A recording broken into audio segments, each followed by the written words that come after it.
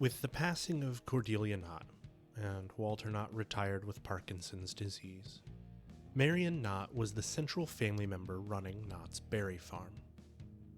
Virginia still worked in the gift shop that bore her name, and others of the Knott children and grandchildren still had jobs or other involvement in the park. But despite being the family's youngest daughter, Marion had made her mark on the company years ago, when she encouraged her father to modernize the farm's offices with computers and modern record-keeping. After taking control of the park's operations, she launched 2 new, highly successful endeavors with the help of Bud Hurlbut, before her next edition flopped. But Marion was undeterred. The legacy of Knott's Berry Farm was in her hands, and she was determined to honor that legacy as best she could.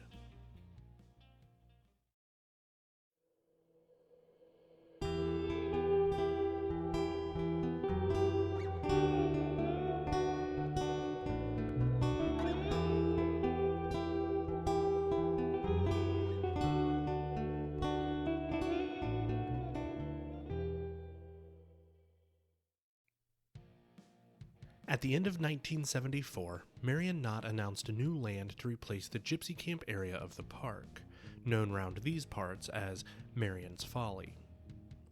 The camp's original theme had never been all that inspired. She just lacked a better idea to fit the rest of the park's 19th century setting. But with its replacement, she abandoned that requirement. Marion was in her early 50s at this point, roughly the same age her father had been when he started building his ghost town. The ghost town honored the time of Walter's parents. Instead of forcing the land to fit the time period of the rest of the park, why not have an area to honor the time of her parents? Walter and Cordelia had started farming this land and eventually bought it back in the 1920s.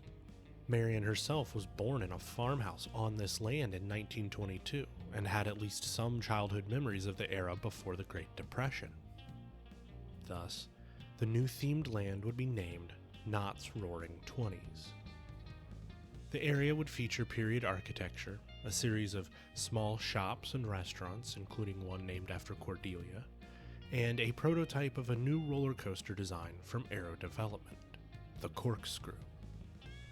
The new land featured a large Roaring Twenties logo sign, which would become synonymous with this period of the park.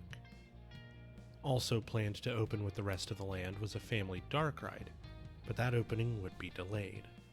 More on why in a moment. The only remainders from Marion's Folly would be the John Wayne Theater, renamed the Good Times Theater, and the also renamed Buffalo Nickel Penny Arcade. The Roaring Twenties land debuted on June 6, 1975, with an enormous celebration, including a parade and fireworks. It was an immediate success, drawing an over 50% increase in attendance during that first summer. While it finally, officially, broke with the 19th century theme of the park's other 2 areas, Roaring Twenties proved that Knott's Berry Farm could be successful without hewing as close to history and reality as Walter always insisted. Indeed, to survive, it had to branch out and explore new themes. That aforementioned new dark ride, when it finally opened, proved that fantasy had a place in Knott's Berry Farm as well. The family-friendly dark ride in the new Roaring Twenties land was first pitched as a means to revive the flailing Marion's Folly. A thrill ride, initially planned with the land back when it debuted, never got built, and seeing the need to draw families to the back of the park, a family ride was considered in its place. Once the decision was made to re-theme the area, former Disney Imagineer and now Disney legend, Rolly Crump, was brought in to rework the ride's initial story. Crump's company, Design 27 and manufactures Fantasy Fair, created a ride filled with cute, anthropomorphic animals and weird creatures.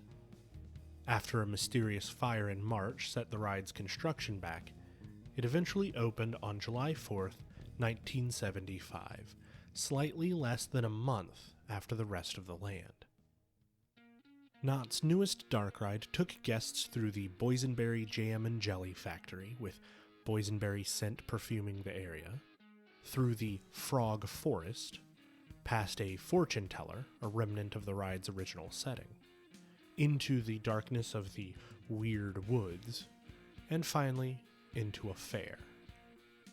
The whole way, a coyote tried to steal and eat boysenberry pies, eventually getting caught at the end.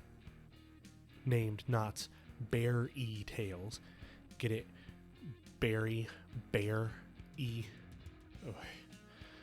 It would prove to be a charming addition to the park and a fan favorite for the generation that grew up riding it. The success of Roaring Twenties was so great, Marion and the rest of her management team decided to double down, opening the equally sized Roaring Twenties airfield expansion the following summer. This new area had midway games themed to period airfield maintenance sheds, a themed airfield eatery, and the Cloud9 Ballroom, a dance venue that played rock and disco music.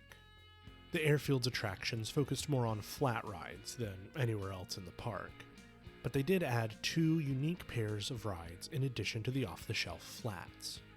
The first pair was a combination parachute and rotating cabin tower ride called the Sky Jump and the Sky Cabin, respectively.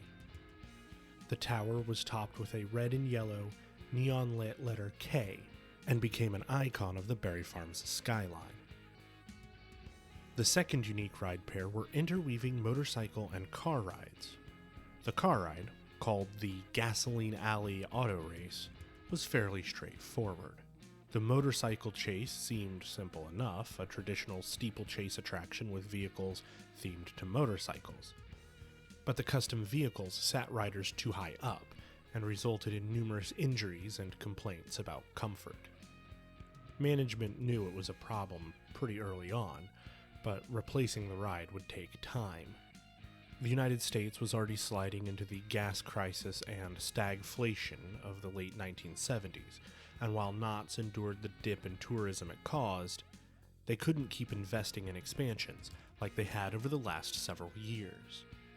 It would be another 2 years before Knott's Berry Farm opened their next new ride. In 1978, looking to build on the success of their first roller coaster, the Corkscrew, the park opened a Schwarzkopf shuttle loop they called Montezuma's Revenge. Get it? Montezuma. These pun names. I miss Bud Hurlbut's hyper-descriptive ride names. The new roller coaster ran along the edge of Fiesta Village, next to what remained of the Grand Avenue parking lot. It was small and necessarily relatively cheap, both bonuses at that point in time. But more importantly, it was very popular with guests, which made it profitable. In July of 1980, 4 years after the motorcycle chase ride debuted, Wacky Soapbox Racers replaced it. The problematic steeplechase ride vehicles were replaced with new ones shaped to look like soapbox derby cars, and riders now raced through Catnip Junction, a town of anthropomorphized cats with a bunch of joke names and puns on all its signage. The overlay was done entirely in-house to save on costs. The update was cheap, while still charming in its own way. And of course, the complaints of injuries on the ride stopped. 4 months after Wacky Soapbox Racers opened, Ronald Reagan, the former California governor who once attended the premiere of Big Jake in the park, was elected president.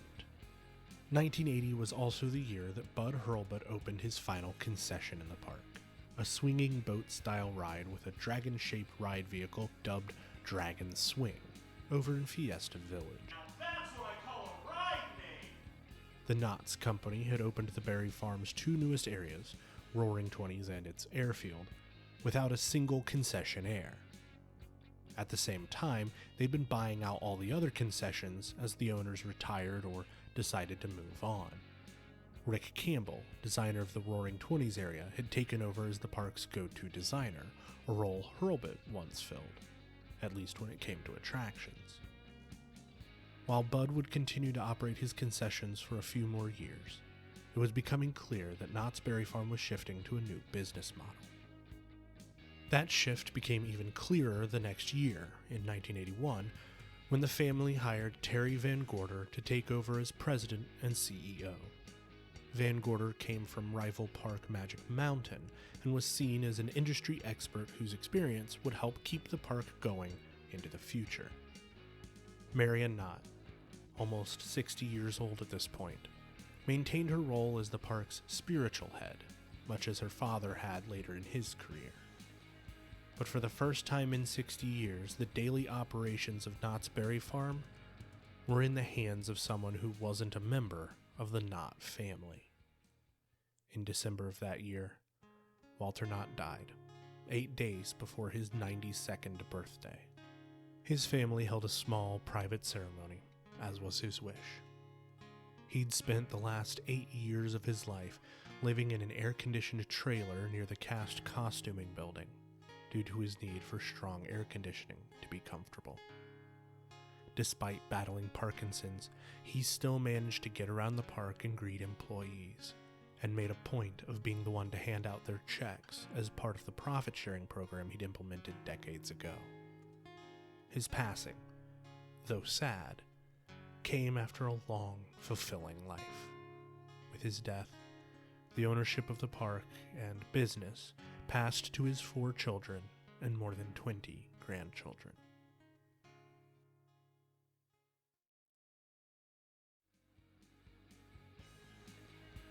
Over the following year, Knott's Berry Farm looked to expand its offering, focusing on bringing in more families with young children. As far back as 1960, a cartoon character known as the Old Timer had been part of Knott's stationery and iconography. But when he was renamed Whittles and introduced as a walk-around character in the 1970s, he terrified children. Other attempts at original characters like Peppino the Burro in Fiesta Village or Boyson, Girlson, and Flapper of the Berry Tales ride also fizzled. Knott's just didn't have the Disney charm or cultural cachet when it came to children's characters. But if they were struggling to make their own, why not just license some that were already popular? That line of thinking led to a meeting with Peanuts creator Charles M. Schulz. After a bit of negotiating, Knott's Berry Farm secured the rights to use Snoopy, Charlie Brown, Linus and Lucy Van Pelt, and the rest of the characters in park. This was especially fortuitous because a children's area, themed to the High Sierra Mountains, was already in the works, on the last remaining open space between Montezuma's Revenge and Grand Avenue. Back in 1979, the cable cars that ran around the old parking lot for almost 25 years were sold back to the city of San Francisco as the area was prepared for the new development. To make up for the lost space for parking, the Knott's Lagoon across the street was filled in. The land north of the replica Independence Hall became the new main parking area. In 1982, CEO Terry Van Gorder brought in Robin Hall, a former colleague up at Magic Mountain, to be the new area's lead designer.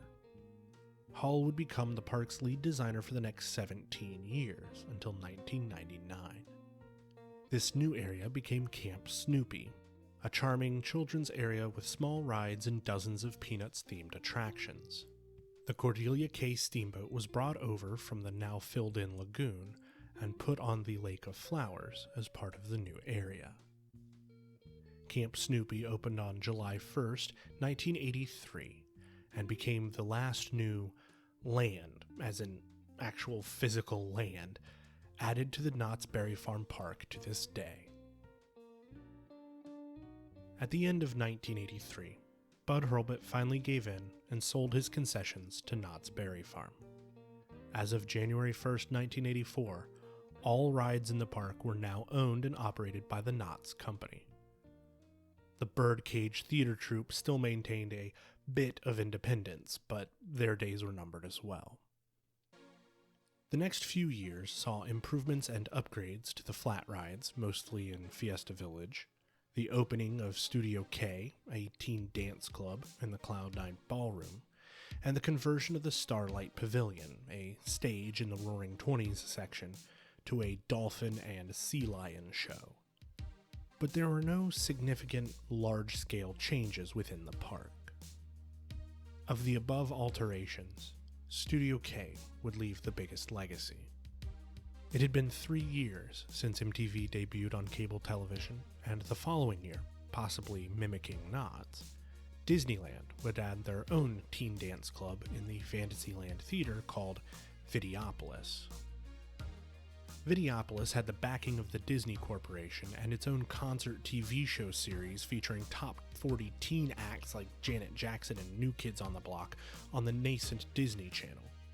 Kids across the country saw Videopolis and dreamed of visiting and seeing one of their favorite singers in person. Studio K, by comparison, was a small, local venue that was more affordable for teenagers to actually visit. Where those kids across the country dreamed of going to Videopolis, the local kids in Orange County, despite being close enough to go there, had an easier time hanging out at Knott's. Plus, Disney had a reputation for being focused on little kids. Knott's had the Scary Farm and Elvira. Knott's was just cooler. One day, in 1986, while walking through Berry Tales with Robin Hall, Terry Van Gorder asked, "What can we do with this space?" The question was rhetorical. They were already working on a dinosaur-themed walkthrough attraction that would live under the corkscrew roller coaster. But they'd hit a few snags, the biggest of which was that their contractor for the dinosaur figures couldn't guarantee delivery by the following summer. The question was Van Gorder's way of telling Hall to replace the Berry Tales with the dinosaur attraction, and to have it done in 6 months. And so, with little care or concern for the Rolly Crump designed ride, or any of its pieces, Berry Tales was dismantled. A few pieces were saved, some went to Camp Snoopy, and some were salvaged by employees. But the ride building was quickly gutted. Then, Bob Gurr was brought in to design the dinosaur attraction to fill the space. The result was Kingdom of the Dinosaurs, which was popular for its time, but suffered overall from its rushed development timeline. In particular, the skin of the animatronic creatures kept tearing, which made the ride costly to maintain. The following year, 1987, work started on a new River Rapids ride. Midway through construction, the marketing department decided the ride needed a little more mystery and named the upcoming attraction Bigfoot River Rapids. This change left the design team in a lurch. They hadn't planned any Bigfoot-related elements and now didn't have the budget to re-theme the entire attraction. To compensate, they added hints of the elusive creature around the ride, like footprints in rockwork, broken cages in a hunter's camp, and a mysterious figure shrouded in mist at the ride's finale. At the end of the day, the subtle mystery of the attraction probably served its theme better than trying to put in a giant, furry, screaming proto-hominid animatronic. As we mentioned in our Sightlines episode about historic preservation, a theme park can only expand so far before it reaches a geographic boundary. Knott's Berry Farm hit that point with the addition of Bigfoot Rapids in 1988, filling the entire space from Western Avenue to Grand Avenue, all the way from La Palma to the end of the ghost town. Expanding further south wasn't possible because of the necessary backstage and support areas. Expanding across the street had proven non-viable as far as the park's attractions went. Now, any changes to the park involved either cramming new attractions into existing space or removing old, potentially still popular, potentially historic attractions. On a completely unrelated note, in September of 1989, the park closed the Corkscrew, its first roller coaster, to replace it with Vecoma's 5-year-old off-the-shelf Boomerang design, which the park cleverly named Boomerang. The Corkscrew, a record-setting prototype a pretty significant ride in the history of roller coasters and one of the early coasters built by Redevelopment, was sold to Silverwood Theme Park in Idaho for $250,000, where it still operates to this day. As part of the same update, the Roaring Twenties Airfield's Loop Trainer ride was replaced with an Intamin flight trainer named the XK-1. Both new rides opened for the 1990 season, and while the Boomerang lasted 27 years in the park, the XK-1 only stuck around for 8. In 1991, the park closed Cloud9 Ballroom and Studio K, 2 years after Disneyland's Videopolis shuttered.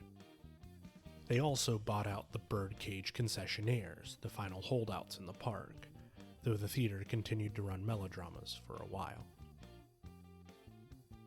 In 1994, the Native American-themed Mystery Lodge opened next to Bigfoot River Rapids. A version of this special effects show originally debuted at the 1986 Vancouver World's Fair, built by Bob Rogers for the General Motors Pavilion. The show's effects were innovative for their time, but the show was already 8 years old by the time Knott's opened their version. The next summer, Jaguar opened in Fiesta Village. This was a family coaster with an elaborate queue and station themed after a Mayan pyramid temple. And the following year, 1996, the park added a Zamperla rotoshake they named Hammerhead. This last edition pointed to problems within the company.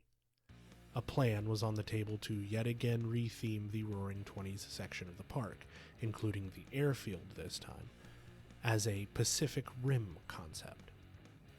No, not the giant mech kaiju movie. This concept would have been more akin to Epcot's World Showcase, except themed to places around the Pacific Ocean.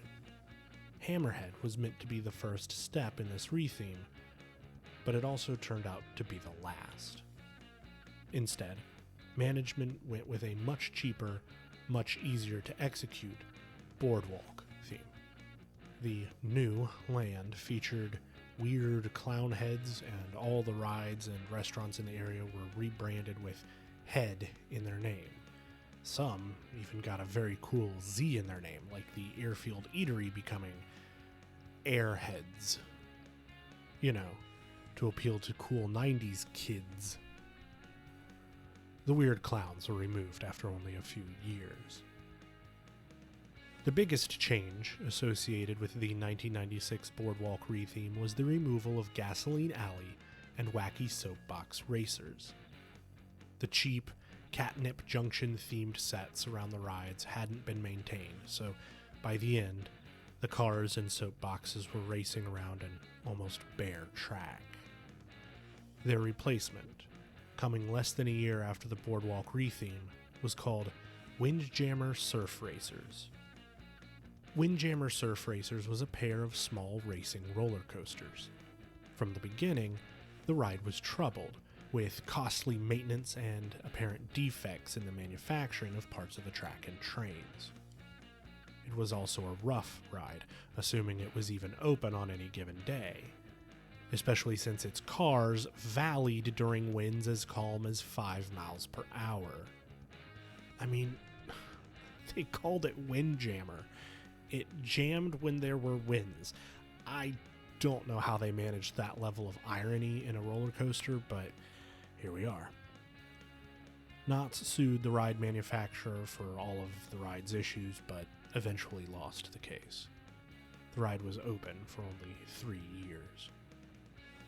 Going into 1997, Knott's Berry Farm had slipped out of the top 10 amusement and theme parks in the US based on attendance figures. They were now competing with Disney's 3 parks in Florida, Universal's 2 studio parks in California and Orlando, multiple Busch Gardens, SeaWorld, and Six Flags parks, not to mention other independent parks like themselves. And the news only got worse. Disney was opening a 4th park in Florida and starting construction on a second long-in-development California park next year. Universal was building a second gate in Florida, creating their own resort. Meanwhile, Knott's Berry Farm's last truly successful major addition had been Camp Snoopy, almost a decade and a half prior. Something needed to change. That change would be the most radical shift to the land in 70 years. Oh, and as a small addendum to this episode, Marion Knott apparently doesn't have a Wikipedia page, and that is a crime. Someone please make that happen. She deserves it. Thanks. Hey friends, thanks for watching all the way to the end of this video. Here's a couple more you might like, and if you would, please hit the subscribe button and the thumbs up. It literally costs you nothing except a few seconds, and it truly helps us make more videos like this one. An extra special thanks go out to the people helping us over on Patreon. It's because of their support that you're seeing this video right now. If you want to help the channel out even more, head over to our Patreon and check it out. You can find it through a link in the description. Thanks again for watching, and we hope you have a great day.